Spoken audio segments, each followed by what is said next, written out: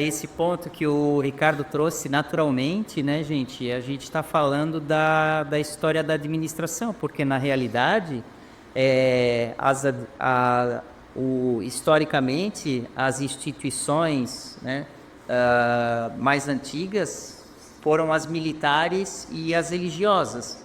E elas eram muito top-down.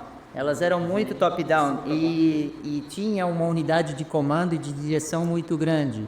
E não se exercitava isso. Só que a partir da nossa globalização e da construção do pensamento sistêmico e da medição também de uma série de indicadores de uma forma mais sistêmica, que nós começamos a fazer isso recentemente. Faz 20 anos. Gente, quando eu saí da faculdade, nós ainda só medíamos indicadores financeiros nos negócios. E hoje em dia nós estamos medindo de tudo nas organizações, né? Então é muito novo. Tudo muito novo, né? E tem uma capacidade de adaptação monstra que nós temos. Exato, né? Então o movimento Agile é uma coisa do início do século XXI, né, Zé? Exatamente. É, o Manifesto Ágil, né? E todo aquele movimento, quando a turma se deu conta, se nós compartilharmos aqui com o time, empoderarmos, nós vamos ter uma retroalimentação do time e o time pode fazer muita diferença e ajudar a empresa a crescer junto, com mais visão, tem mais valor, né? E aí fica essa provocação para o nosso empresário, para o empresário que está vendo esse vídeo. Vamos colaborar, vamos equilibrar o modelo de gestão, vamos usar de fato as ferramentas contemporâneas da gestão para fazer a gestão dos nossos negócios? Fica essa provocação. Pois é. Tá certo. Bem, e assim, a gente pensa, né, também que as metas elas têm que ser relevantes ao longo do tempo. Também eu tenho que pensar nisso, né? Vou colocar uma meta às vezes faço um planejamento de longo prazo e ela tem que ser relevante e as metas têm que refletir o que está planejado.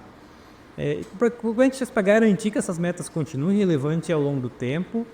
E o que tu sugere, Ricardo, em termos de acompanhamento e revisão desses indicadores? E até mesmo incluiria na pergunta que tipos de indicadores que hoje em dia são mais comuns, que a gente poderia indicar para os nossos espectadores? Legal, vamos lá. A primeira parte da tua pergunta é a respeito de como fazer esse acompanhamento. E na realidade é um acompanhamento muito simples. O que ele requer é disciplina. E essa é a parte difícil, ter disciplina nesse processo.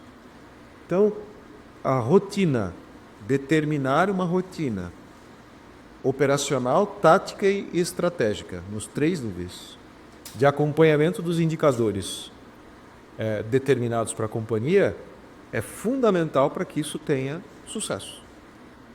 Para isso, o meu gestor, o líder imediato dessa história, ele deve demonstrar a importância desses indicadores para o seu time,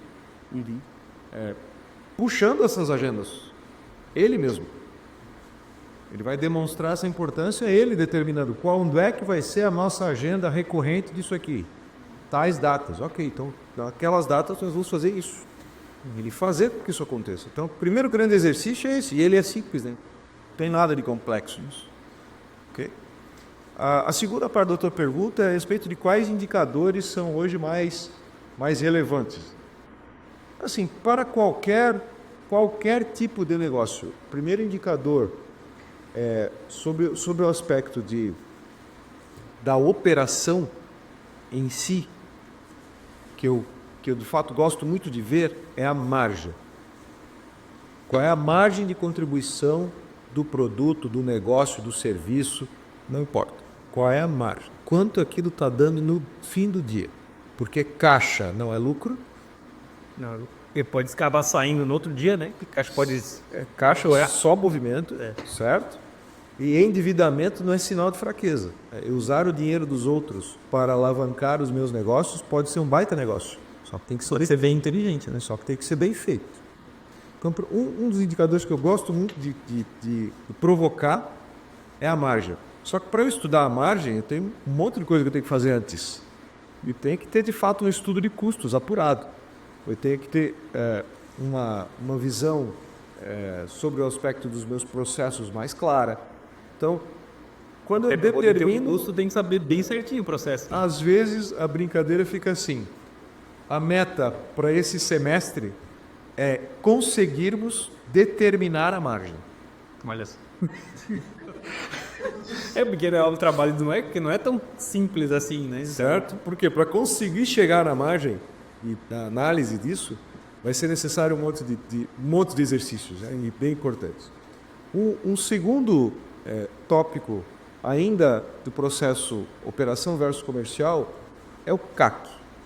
Custo de aquisição do cliente. Por quê? Eu tenho um posicionamento organizacional, ou seja, eu digo para quem, onde e como eu quero vender, e também digo como é que eu vou me comportar nesse atendimento. Esse é o posicionamento. Ok. E aí eu tenho que entender qual é o custo de eu chegar nesse cara.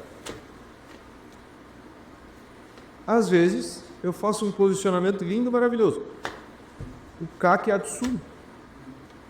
Eu não consigo sustentar esse CAC. Pago demais para ter esse cliente. Isso. Aí não tem margem que aguente isso. Né?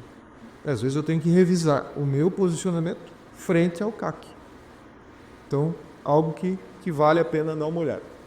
Um terceiro, não menos importante, aliás, eu diria que muito importante, é a tua capacidade de retenção de gente. Sim.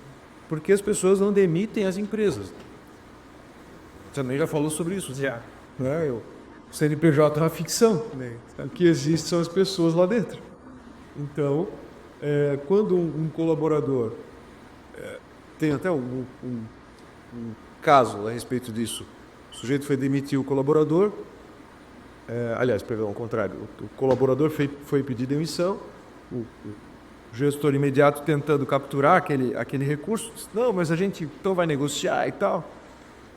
Mas eu quero que você esteja um dia ocupando aqui o meu lugar, né? Eu quero que você cresça dentro da companhia e tal.